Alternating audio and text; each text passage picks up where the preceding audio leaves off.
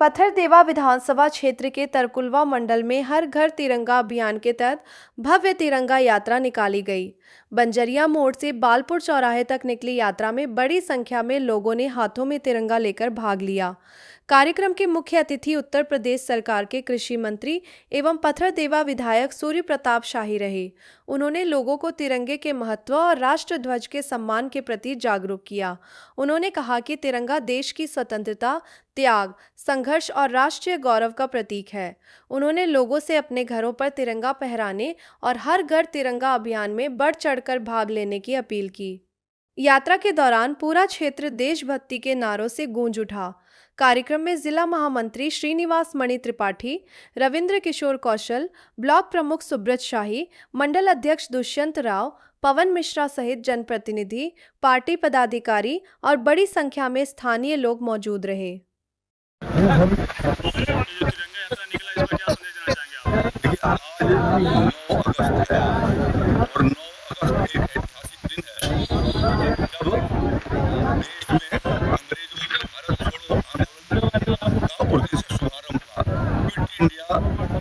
करके उसका नारा दिया गया मुंबई से, और पूरे देश ने बहुत ही अहिंसक तरीके से और इसके लिए पूरे देश भर के भीतर प्रदर्शन किया। लेकिन अंग्रेजों ने बहुत सब जगहों पर अत्याचार किए, लोगों को गिरफ्तार किया, जेलों में डाला, कई लोगों को जेलों में डाल करके उनको सजा दिलाई, कई लोगों को काला पानी की सजा दी, कुछ को फांसी दिया। और इसलिए आज वो अगस्त क्रांति के रूप में पूरे दुनिया में जाना जाता है, भारत का वो स्वतंत्रता आंदोलन। और इसलिए आज उत्तर प्रदेश के मुख्यमंत्री योगी आदित्यनाथ जी ने आज़ादी के 80वें वर्ष के ऊपर लखनऊ के भीतर उनके नेतृत्व में आज 25,000 नौजवानों ने उनके कदम से कदम मिला करके और तिरंगा यात्रा के भीतर शरीक हुए। उसी को आगे बढ़ाते हुए आज तरकुलवा के भीतर तरकुलवा वासियों ने, तरकुलवा ब्लॉक के निवासियों ने बड़ी संख्या के भीतर तरकुलवा के भीतर भी तिरंगा यात्रा बंजरिया चौराहे से लेकर के बालपुर चौराहे तक लगभग 2 किलोमीटर की तिरंगा यात्रा उन्होंने निकाली है। और उन सभी क्रांतिकारियों को, आज़ादी के दीवानों को, जिनके बदौलत देश को आज़ादी मिली, स्वतंत्रता मिली, उन सबके सम्मान में यह यात्रा निकाली गई है। और यहाँ सपा के लोग आरोप लगाते हैं कि हर घर तिरंगा यात्रा ये केवल भाजपा का यात्रा है। मुख्यमंत्री जी कह रही है कि आजादी तो चरखे से मिली थी।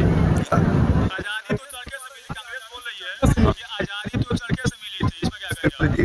चरखे से मिली थी, चरखे से। देखिए, चरखे से मिली थी आजादी, ये ढोंग है। उसका मतलब क्या रही है गांधी जी के योगदान को कोई नकारता तो नहीं, लेकिन उसके पहले पंडित बाल गंगाधर तिलक, जिन्होंने कहा कि आज़ादी हमारा जन्मसिद्ध अधिकार है, चरखा तो बाद में आया, लेकिन उन्होंने शुरुआत वहाँ से किया।